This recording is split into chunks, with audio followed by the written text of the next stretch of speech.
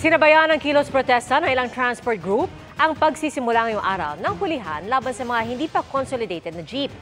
Pero ang LTFRB wala pa umanong pinalalabas na manghuhuli. Nakatutok si Oscar Oida.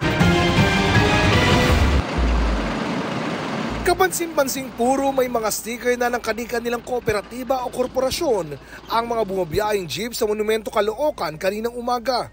Indikasyon na consolidated na ang mga ito. Ang tsuper na si Christopher, inabutan pa ng GMA Integrated News na nagkakabit ng sticker para iwas daw aberya. Para at least makita nung mga law enforcement na nakakomply kami, na sumusunod kami sa gobyerno sa sa programa nila.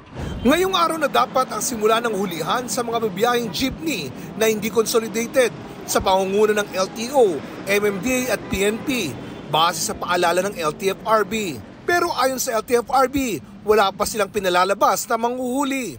Sabi pa ng MMDA, naghihintay pa raw sila ng guidelines mula sa LTFRB para makapanghuli ng mga hindi consolidated na jeep. Paalala ng LTFRB sa lahat ng mga consolidated na jeepney, i-display ang kanilang mga dokumento sa dashboard o windshield para hindi na maabala. Ang mga hindi naman nakapag-consolidate, pinaalalahanan din ng DOTR na wag nang piliting bumiyahe.